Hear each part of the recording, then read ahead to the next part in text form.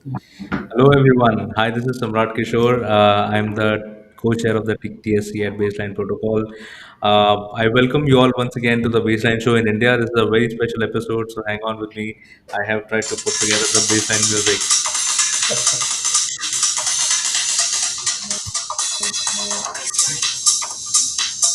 That's the music which has been keeping us together for 2 years now, almost. And I would like to congratulate the Space Leisure folks for completing their millionth block. So that's the news I wanted to start with. We bring the baseline show every week to you Thursday at 6 p.m. This one is special because the millionth block, because the millionth block happened just about 30 minutes back. So Jack Waring is here with us to celebrate the millionth block on Base Leisure. Jack, you want to say something? Let's celebrate. Yeah, Let's go out there and yeah, congratulate the whole community. It's a big win for Base Leisure is the place to be right now. To if you want to start baselining, that is the place to be. So yeah, yeah. go on. I think it's live now for about 2 months. Yeah, and I think half an hour ago it was the 1 millionth block, and yeah, of course that's sort of milestone, but it still keeps running. So Just the beginning. Yeah, that's just the just the first beginning. million. Yeah, Yeah. and yeah, I encourage everyone to check it out and see what you can do with it. And, everyone can use it. It's a public blockchain, so go find out, go check the docs, ask questions if you need anything, need some help, and we will, yeah, help you with that, with everything. And nice to be here, Awesome. Samrat. If the co-chair is asking if you can join, you can't refuse that, of course. So I'm happy to stay here. Thank you, John. Thank you, Jack. I think you're always welcome. All TSC members, actually, all community members are always welcome on my show as well. It's just that people don't make it to to the show quite often, but we sort of have fun. We also discuss a lot of updates which are going on from the community. But since we have the Wednesday shows, sort of people get fatigued, and I don't want to repeat the same thing again. So what we try to do is we try to give more and more time to chat about matters around what's going on with baselining, where all we could take baselining, and we also have guests each time, just like we have Shadab today. So that brings me to Shadab. Thank you very much, Shadab, for taking time out from your schedule today. I know you harbor so many ideas every day. So, ladies and gentlemen, I would like to introduce you to Shadab Mobin. He's the CEO of ANDC Incubator in India, which is one of the largest incubators in Delhi, and he's himself uh, uh, seen many startups through. So they come to his nest, and he's seen them through to raising funds and sort of becoming larger companies and moving out from the incubator, etc. He's also an advisor to multiple CEOs in different companies. I myself, I learn a lot from him when I talk. So it's an honor, sir, to have you today, and we would want to learn more about your experiences so far building startups and in things which need data. And this show is all about data silos, data synchronization. So let's talk about some opportunities there. So yeah, you can build your thoughts while I also welcome Mark Hattel. He's the head of outreach for Baseline. He's been instrumental in uh, all the messaging that you see around, and with which I would also like to invite my viewers to visit our website and give us some comments, and get also definitely get involved. So our website is baseline-protocol.org. There's a section called Get Involved, and there's also a very important section called Get Baseline.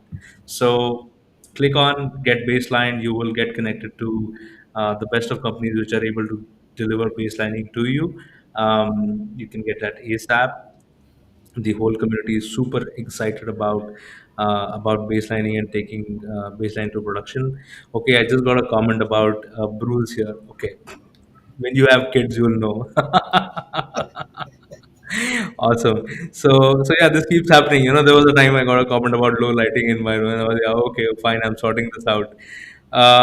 So okay, so So what is what's going on the community? It's very important to understand at this moment. It's a buzzing community of Web3, which is there is one platform which has gone live. Which is Base Ledger is saying that, yeah, you can start storing your ZK proofs. It is ready for baselining. And then there are certain components which are getting built. There are tons of working groups within the baseline community. So if you come join us, you will see there are, just like the working group that Mark is running, which is the outreach team. There is a very vibrant community of 50 plus core developers who are building baseline components and who are also ready to go on a lot of blips, which are baseline improvement proposals, that as we call them, blips. The blip bounty program was also running as part of the Amsterdam-based event that we conducted in Amsterdam almost a month back. And very recently, the Blip Bounty Hunt has concluded, but that does not stop us from bringing in great ideas to the wasteland community. So, if you still have an idea, you want to come in, present that idea, and apply for a grant, please do so. Please do so. The grant applications are on GitHub, and that also brings me to the important section about. Okay, yeah, you'll also find our link to the GitHub where the code is. And last but not the least, before I bring in our speakers, do subscribe to this channel. We make a lot of updates. We do these shows every week, twice a week now, and we make a lot of updates via this YouTube channel. So do like and subscribe to the channel. Okay, with that, let me sort of go once again to Jack for all the euphoric things that you want to say. Jack, let's take about 2 minutes and discuss what are the ideas the community had around the millionth block. What are you going to do? How are we celebrating the millionth block? And Shadab sir, I'm giving you all this time to prepare your thoughts around what you're going to talk about. Yeah, Jack, go Yeah, back. I don't know if we should celebrate. I think we should focus on bringing new users and bringing out the word what you can do with base ledger and also the proxy, of course. That's the open source proxy. You can connect Mhm. it with your SAP systems, for example. You can create work groups. It's all in there. Yeah, and you just need to find out how. If that's needed, we can help or assist. Yeah. But it's basically everyone can use it now. It's not that you need Unibright company or another company for it. Now you can just use it, and I think that's great. Yeah, that's awesome. Mark, you have things to say about the million block. About the million block, no. I mean, I think it's great the work that all the people over at Unibright has been doing. Yeah, And, really, if you want to go ahead and really start to dig deep and get baselining, getting started on Base Ledger is probably the best option out there.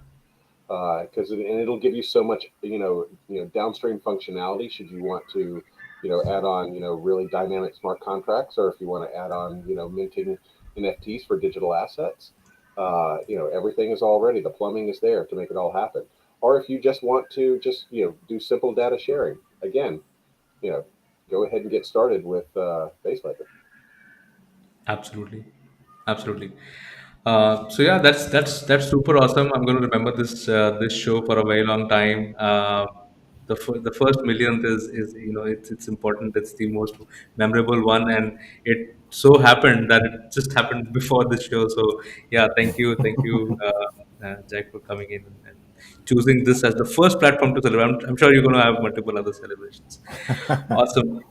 So with that, I bring in our speaker for today, which is Mr. Shadab. So, sir, let's start with a little bit about your background, your experiences so far, and yeah, what do you see as data silos in current industries, and especially startups. When do they struggle? Last week we had Aditya, and thanks to you, we had Aditya on our show last week, and he spoke about a lot of startups when they interact with third party APIs, when they're especially when they're ingesting data back into third party APIs. So yeah, over to you. You can start with your introduction, and then we can talk about any industry that Sure. you're Thank you so much, Samrat, Jack, and Mark, for having me on this show, and congratulations for having that first million, that milestone. So it's great. And we were just talking just before the show, a pre-show discussion I was having with Samrat, and he was all euphoric about it. Quick background: I started off as a banker. I am a finance professional, not a techie. So I'm caught in between people who are the experts in that domain, but I'm trying to grapple with what's happening around me, around these new age technologies, Web3 and stuff like that. So coming from a finance and banking background, I see lot of opportunities emerging in fintech, where because fintech is going to be a huge use case when we are Yeah, talking about data silos, and things like what was discussed in the last show that you had with Aditya. So I've been dealing with startups for about 3 4 years now, and 4 years has been a generation when it comes to the way the technology has leapfrogged, and we are today talking about stuff which was unimaginable about 3 4 years back, and very young people, very smart people coming up with very out of the box ideas. And again, coming to the opportunities that are before us, gaming is a segment. Reward programs are the segment where these things can come in. KYC, I was talking to Samrat a brief ago, and KYC cuts across various categories. So fintech is one area. For example, in the past 2 years, we had spurt of lot of quick loan yeah, applications. Yeah, yeah. and one India thing, saw that big time. Yeah, India saw that yes, big time, big time. Yeah. and out of because of that about the way it mushroomed, a lot of spurious applications also crept in, and then as somebody who's looking for some kind of borrowing, and he's averse to sharing the data, and that's where the data silos or zero information data sharing comes into play. So I would be very very careful while sharing the data, my identity details, my credentials with respect to the banks, because they take all sorts of plugins. They seek your even they seek your net banking details to pull your statements.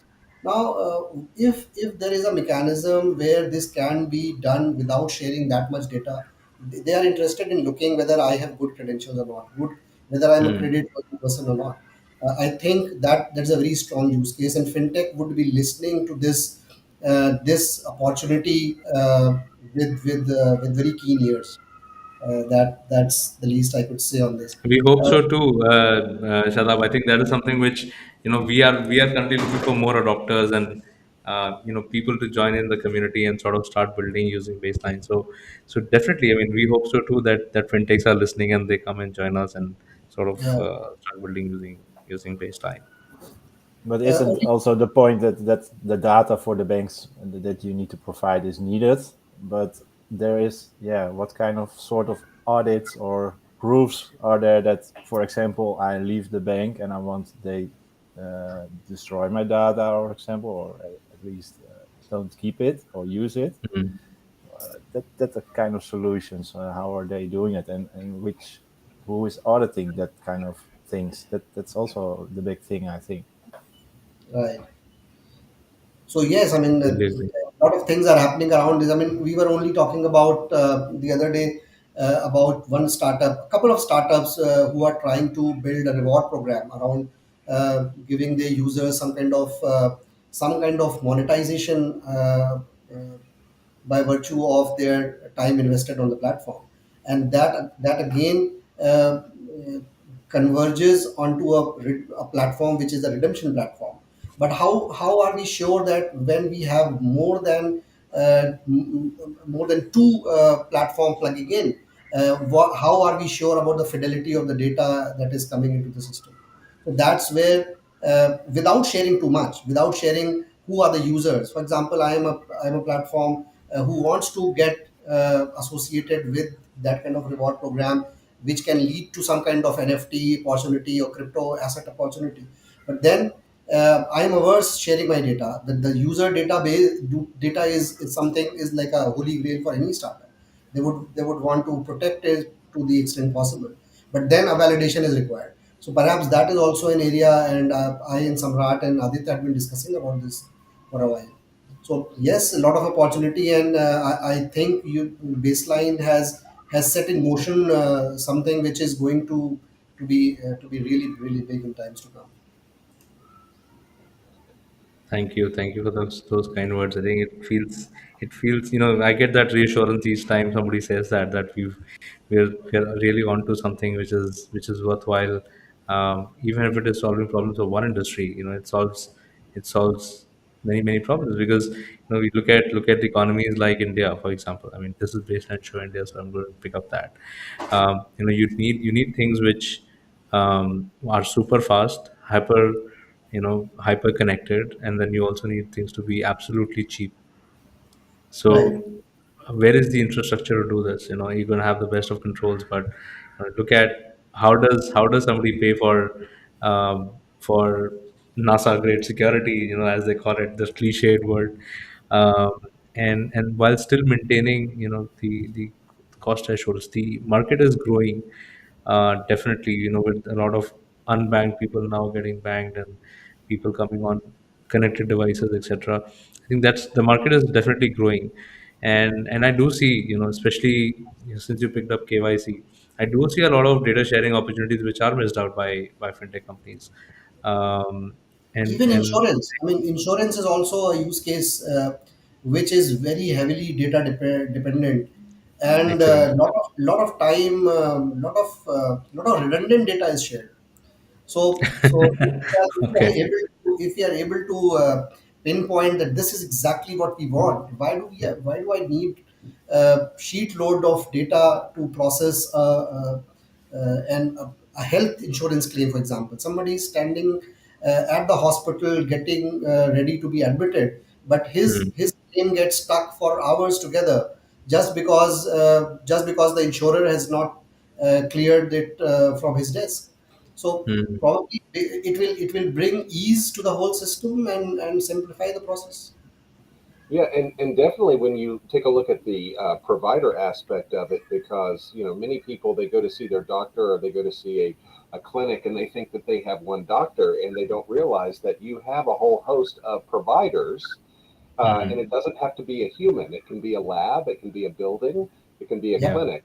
But all of them are going to be billing for their services so that they can establish their position within the claim. And what makes it difficult is all of them have a different version of you, the patient. And so, how do we get Exactly. everybody onto the same onto the same page? And right now, it makes it very difficult to share that data. In light of the data privacy frameworks, much as HIPAA, PHI that we have in North America, that it really, they have to play this game of go fish, until they are finally aligned up, and that can take so much time. And wouldn't it be great if you could be able to have that circuit or that corridor that can tell you that your data set is matching those of the others that are participating within the claim environment? And so, but so many people are like, we would love to innovate, but we can't. Oh, but you can. And the thing is they're like, well, that would require a massive investment in a new platform or new hardware. No, it doesn't. Use your existing business logic, use your existing process environment. It's just this is the way to make it, to Exactly. where I can prove that my data set matches yours without any of my data ever leaving my platform. So it preserves my business logic, my security profile, my data privacy requirements and compliance, and then gives me a nice tidy reporting structure around every episode of care so that I can get the claim, processed to get it paid, settled, and closed.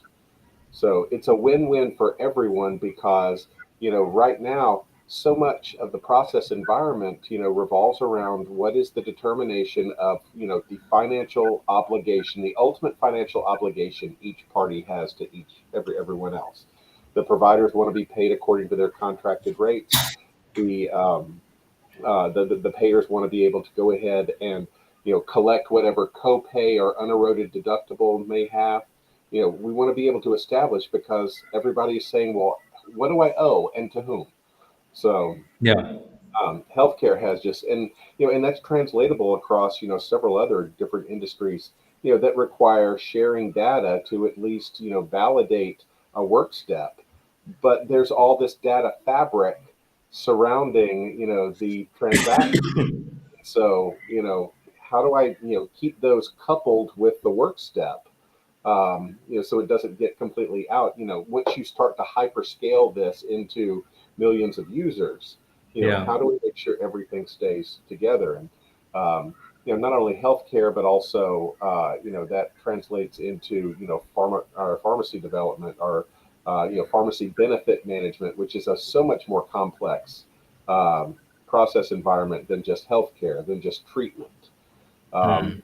you also have clinical trials, to where you've got an investigative medication, you know, and the pharmaceutical manufacturer doesn't want to reveal much, because it's their patent protection. They don't want to get anybody ideas that we're working on this particular opposite isomer of a statin molecule that is showing some promise. Well, other competitors could say, well, we want to parallel start developing along that. But at the same time, you have to manage this the clinical trial environment, Right. so everyone there's that everybody is present and taking the medication. But at the same time, these Exactly. medications can have specific instructions that have to Mm. be given certain increments at certain predetermined times, and making sure that and there's a word for it. It's called pharmacovigilance.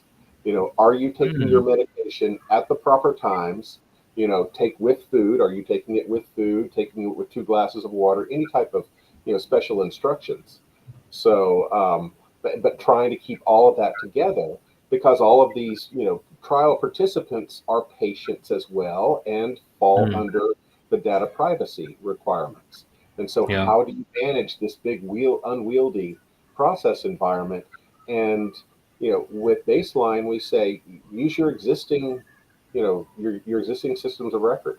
You know, we're just going to tie them together through zero knowledge, to where none of your data leaves your enterprise. And this allows you to complete the work step, knowing that your counterparties are aligned with yours. Yeah, yeah, absolutely. Mark, I'm just amazed each time that the level of detail that you go through on especially on healthcare usage. I think this is amazing, and there's a very prominent issue going on these days on Twitter, especially how many are bots. So how do healthcare companies determine? I mean, there was a lot of shit exchange yesterday, but how do companies determine in a clinical trial that there are no ghost patients out there? The subjects of the trial are actually they're actual people and they are consuming those drugs. Well, Even and baseline can get a handle on that, All that because as we well. can say, are these with cross verification. Yeah. no, the concern that you are raising, Samrat, that there could be ghost patients. I mean, this is something which is uh, in a controlled clinical environment. Also, there is a need to hide the identity and the details of the patient, and a lot of masking is required. And it Right. is like it's a protocol to be followed. I mean, if baseline can put a layer on that, that makes life much easier for the people who are doing that. So the Yeah. entire process of masking or hiding the identity of the patient who is being put on trial, that makes the entire process much easier, smoother, and complete data fidelity can be assured. Mm. Data fidelity, yes, of course, and I think this is also so relevant in even the vaccine research which is going on currently.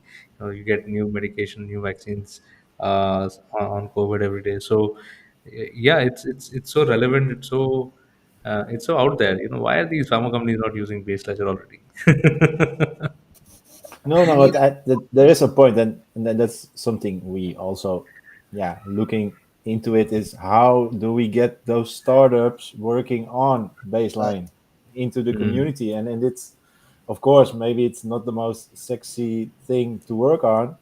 Everyone is looking now into the Web3, Well, NFTs. ZKP is the most sexy thing to work on right now. No, but that's something maybe some advisors can use or show them, and I think yeah, it couldn't be any better because you can work with, I think, some amazing companies and people in the community.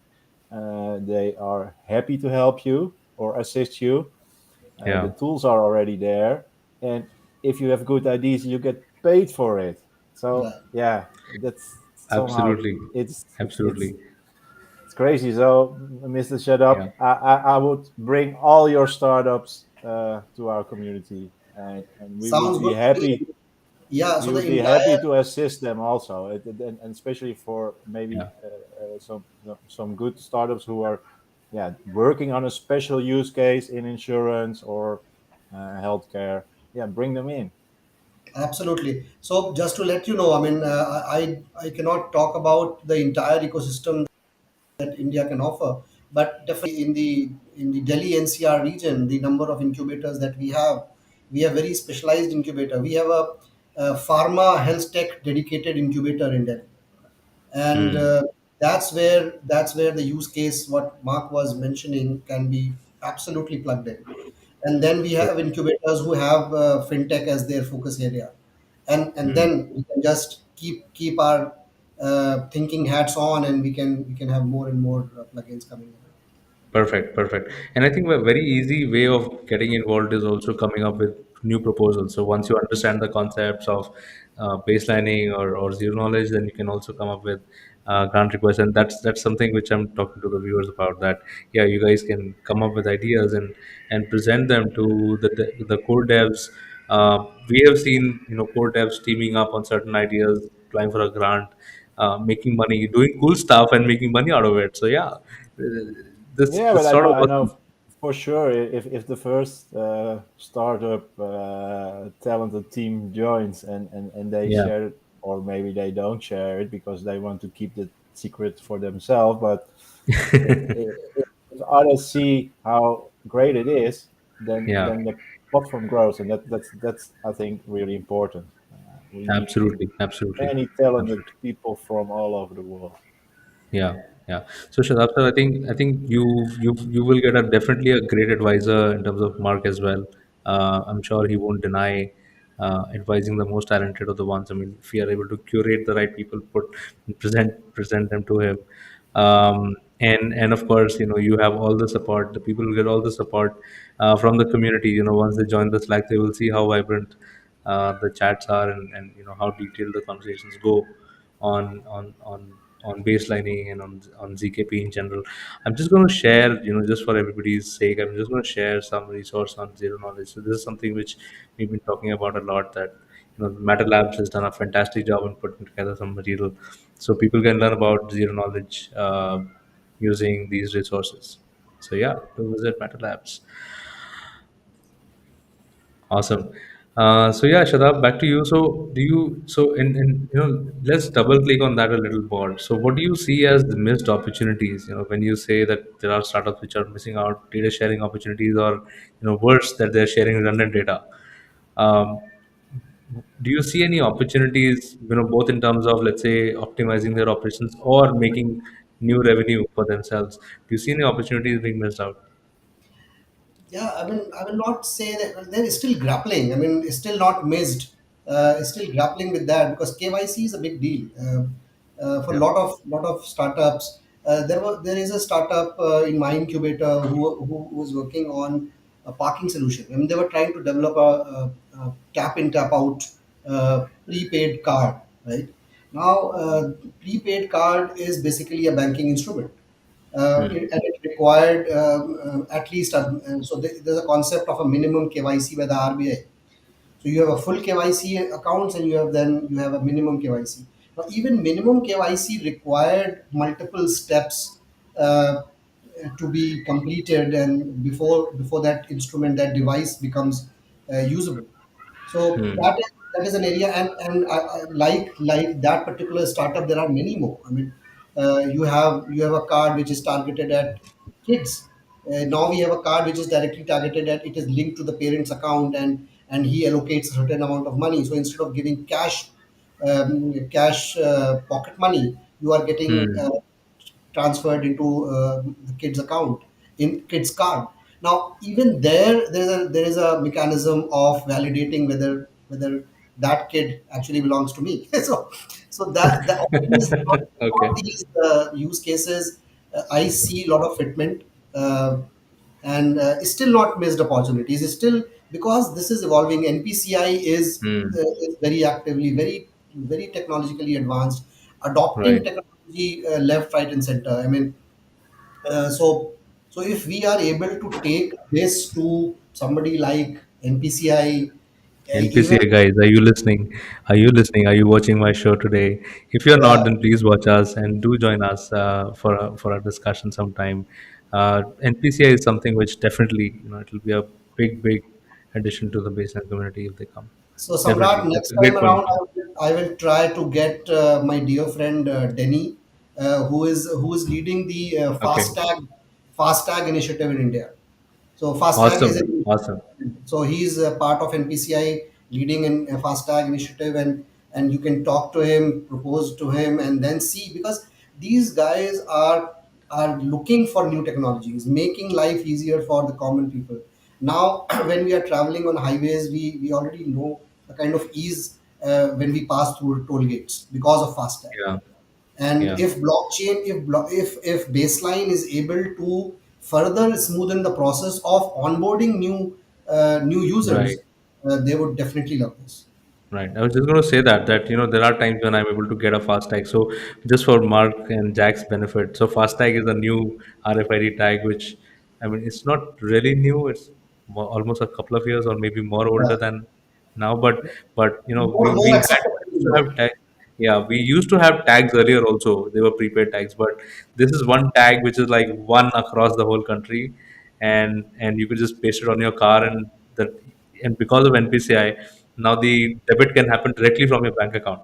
Earlier, you had to load money and do stuff, and so this now options multiple payment options, and it's very convenient. So and it's very fast. The rollout was surprisingly fast. They were like the people were given a deadline. You just stick it on your car. Just stick it. If you don't stick it, then we'll charge you twice. So Right. rollout was awesomely fast. So yeah, if we so I think this is onboarding is one area where I also felt that the entire thing is so smooth, but onboarding needs some time. You need to click pictures, you need to do stuff, you need to do KYC before you can actually activate. You can buy the card out of a vending machine, but then you need time to get it processed and activated and stuff like that. So So, yeah, that makes sense. Samrat, you would be aware of a Government of India initiative which is called DigiLocker, right?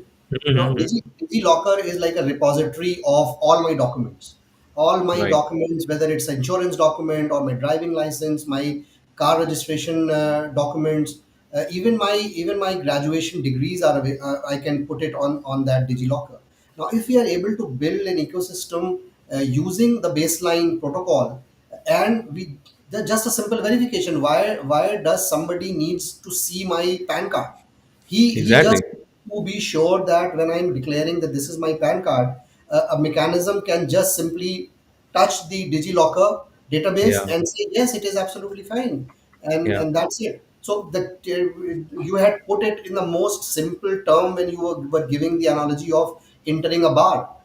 Why Yeah. why does he need to know who I am, when I was born, what is my date of birth? He simply needs Correct. to know whether I'm eligible to enter. That's it. So so Absolutely. Yeah. so that So that's that the chat we actually were having before the show, and I was giving that example to Shadab. But you hit it on the head, Shadab. I think with the use case that you just spoke about, which is integrating DigiLocker. Why can't DigiLocker leverage baselining? right. So what's the entity which runs it? National Governance, It would be Digital under my Governance something. Ministry of Information Technology. So Right. their initiative, I think, But but but how are they using it now then? So DigiLocker is an app which every citizen can carry, and Yeah. that is linked to your national identity. And it has two ways of storing documents. One is you can upload a document, which is the least, uh, you know, least least integrity preserving way of storing documents, right? You create a PDF, you upload it. The other way is that the issuers of that document actually issue the document directly on that app. So my college or my insurance company or my, even the government of India issuing me a document is issued via that app. So that app gets a copy from the source. Okay, so when I go to that app, I look at my wallet, I see all the documents are there, and there are tons of issuers. All state governments have come on board, etc. So it's an amazing initiative by the government of India, but it runs in losses because the adoption on verification is not that much. So while issuance is happening, people are storing it. It has operational costs because it is running online, but not a lot of people are using it for validation of these documents. They still ask you for hard copies and sign here and do stuff like that. So it's a great example. It could be used for verification of anything actually. It could be range use cases could range from employment to checking into a hotel or or getting inside a bar. It can be anything actually. And So but do you need from the ministry? Do you need permission to get access to the locker? Are they a uh, sort of today, central no, they authority have to do So, published that, APIs. is the user doing it? so So they Jack, have are you published asking the APIs. from the user No, point no, of I view? have I have done that. I have done that in one of my previous startups, Shadab sir. I did integrate with DigiLocker, and it was good. It was very fast. It was with, I don't know if Vikas watches my show, but Vikas from Block Lab, he's the guy who was able to do it very very fast. So we were we got a lot of support from the ministry folks. So it's like yeah, it's quasi government. I don't know. I got a very startup like feel when I was speaking to those guys, but it's still a government control thing, right? So these guys were very very supportive, very fast. They have published APIs, and we were able to integrate it within our system, and we were able to pull people's information. So it works on authentication. So if I want to share my documents with you, I can, I will get an OTP. So if you initiate my verification, I will get an OTP. I have to plug in that OTP, only then you'll be able to pull my document. So that is also possible. But then eventually I end up sharing my document with you. That's the thing. That's the thing which Right. are the fun, that what if we don't want to share my whole document with you? If we could just share a proof of Yeah, something. yeah. Yeah, that's the whole use case, I think. Yeah. Yeah. Well, Awesome use cases. Yeah.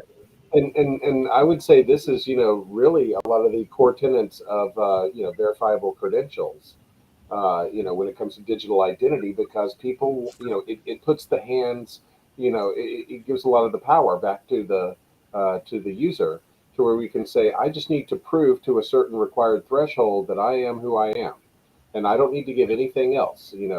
If here in the States, you have to be 21 years old to buy, anything alcoholic. All I need to do is prove that I'm 21 years old. They do not need to Yeah. see, any of the metadata, my home address. They don't need to see my height, my weight, my eye color. All they need to know is, am I, compliant? That's it. And so, and plus, you can sit there and look at the, from the aspect of the users is sitting here going, and once I have proven my identity to the threshold, I then want to invoke my right to be forgotten. That anything that I have given you have to scrub from your server. So you have that right to be forgotten, which is very powerful. Particularly within financial services, certainly within marketing, but it gives that self sovereignty, which is really attractive to a lot of people. And of course, then you have other parts of the population say, I don't want to bother with that. I have enough to worry about. I don't want to have another bucket of information that I have to curate and maintain. Yeah. But DigiWallet was perfect on that, because it took your wallet that you had in your pocket and put it Yeah. in a digital framework, so that I don't have to sit there and show everything. And should I misplace something, or Yeah. I get halfway to my destination and I found out that I left my wallet on the counter, Yeah. in the Yeah. kitchen. Well, I don't need to turn around and go get it. I have my stuff right here in digital form, to where Absolutely. I can then demonstrate and prove I am who I am. Yeah, Yeah. So what I loved about this one was that, because DigiLocker it also carries my vaccination certificate, for example. So it's the good thing is it is considered equivalent to original documents. So Right. if police stops me and wants to check my license and I don't have my license card, I could still show them my license on the DigiLocker app, and they would have to, they would have to agree to it, right? So that's the best part. It has legitimacy of the government. um yeah, why don't we baseline?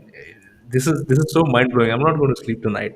Okay, so and then I'm going to ask again, maybe, Shadab sir, if you could just dip into your pool of experts and get us connected with somebody at DigiLocker, that would be awesome. We can definitely do that, because Mighty, more than one incubators are connected with Mighty, because Mighty also has an accelerator program that they run through incubators. So we have Hmm. access, we know people, and in any case, like you just mentioned, they work. You said semi government, they work semi startup. So Semi startup, yeah. so because it is under a Digital India campaign, and it Yeah. is being taken under that same spirit. So and similarly, I just mentioned to you that National Academic Depository is being created. So all the degrees being issued in India will be pooled at one place in digital format. Hmm. So that takes care of somebody trying to fake his credentials, and Yeah. I want to do a back check. So that can also be done.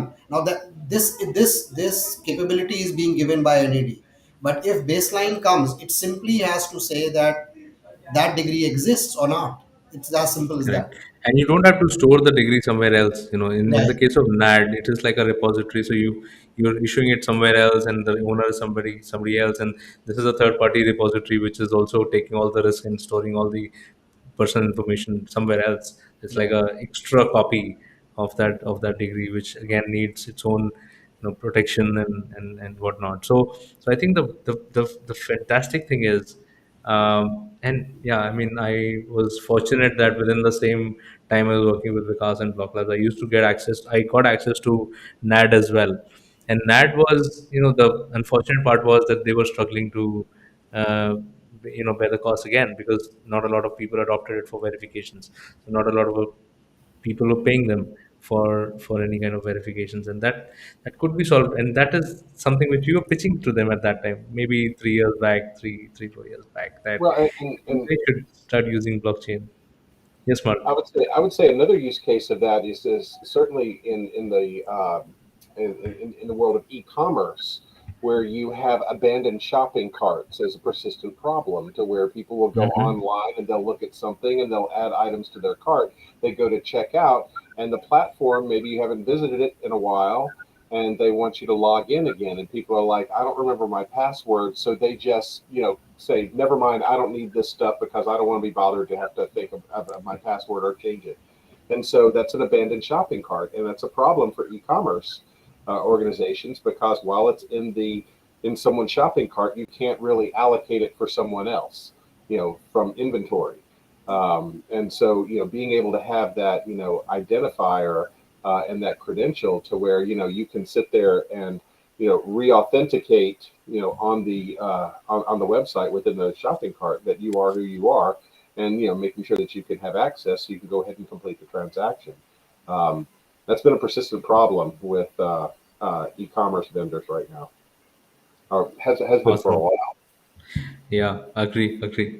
In fact, one of my descriptions to somebody, I was trying to explain e-commerce use cases for baselining or zero knowledge in general to somebody, and I was like, yeah, the first thing that you should be doing is, people processing my order should not be getting access to my personal credentials. Why do they need to know my address and my phone number?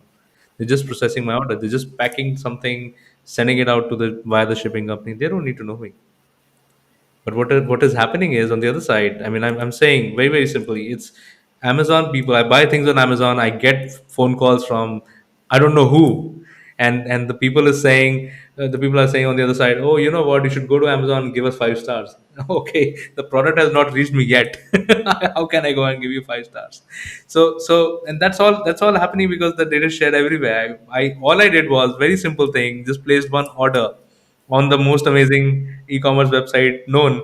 But then what I get is, it's yeah, it's completely destroying my trust. Okay, so I see Stefan is on YouTube. Stefan, why are you on YouTube? You were invited to the live studio. If you're watching us, please show up. Just click on that link, I'll let you in. And there was also um, another mention yeah, from that's yeah. There Aditya. are a couple of good comments which came. So Aditya is our common friend. He was our speaker last week.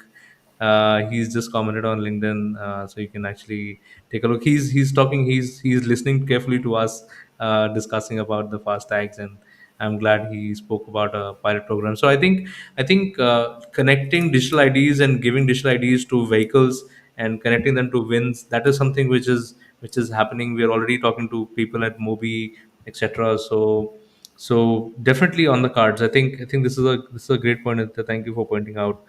And yeah, it's always good to get appreciation from people who are around you, right? So thank you so much, somebody who goes by the name of Never Ending Meditation. I hope you get peace and solace in life.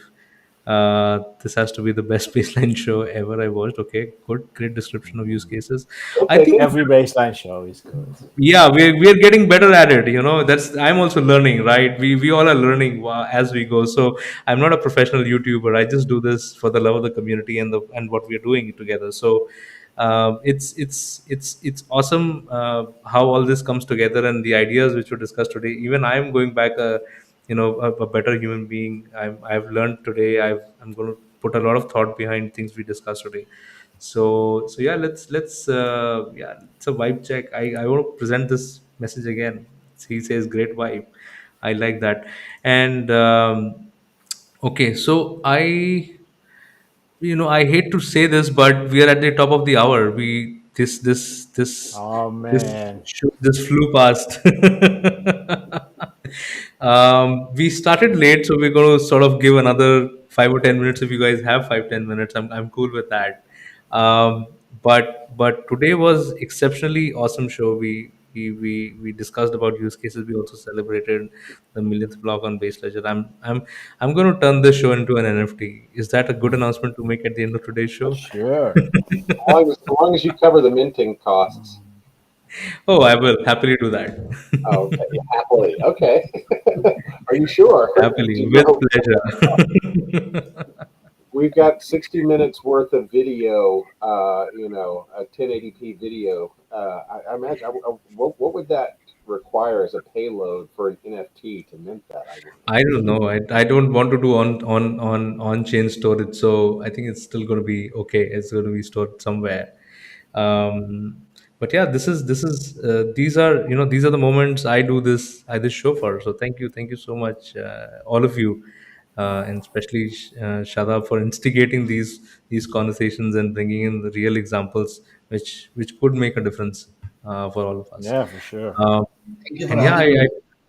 yeah, and I totally look forward to having more introductions from your side and people who could come and add some value for us. And I, and I And I'm not going to leave you for the introductions to DigiLocker and to Mighty. Thank you for no, and that. I'm still looking at the sign behind Mr. Shut Up. Is Oh yeah, I'm reading this constantly, but I think that's the whole joke that you keep reading. Yeah. So It's that is an is NFT the in them. sorry. exactly. So just before this before the show, I was talking to him and I was also squinting and I was like, oh, what is Yeah, written there and behind then you? you're finished and you start reading again. It's great. It's great. So that's the whole So idea. let's I It takes think yeah. that's the best NFT. yeah. Yeah, let's try and show that to the users a bit. Let's try and I'm just maximize the screen so Yeah, it's people can great. see what's going on. So And it takes the and yeah, pressure off. Shadab sir has an explanation for that also. So yeah, we'll hear from him. Yeah. So this is like the moment of truth. People walk in and they scratch their head. What is that? So they ask me, and I say that you need to figure out yourself. Yeah. You don't know that answer? It's So great. Yeah. So the basic thing that Shadab sir told me when I was asking him, yeah, what is this? I can't guess. And he's like, this is truth. These are not questions. You think that these are questions. You think that it's a puzzle. It's not. It's just facts. this is fact camouflaged as puzzle. Yeah. You expect something really witty and you expect something really interesting to be written on somebody's wall, and then you end up with this. Yeah. It's very lousy. Awesome, awesome. So, with that, great vibes today. Thank you so much once again, all of you, and thank you for people who stuck around watching the whole show, and keeping the chat alive. See you next week. We are also looking for more speaker suggestions. People like Shadab sir who we could bring in and sort of strike conversations around various industries. So please nominate people. I'm very accessible on LinkedIn, Telegram, everywhere actually, Twitter. So just please pour in your speaker recommendations. If you can make introductions, nothing like it. Awesome. Thank you all. This was the Baseline Show in India today.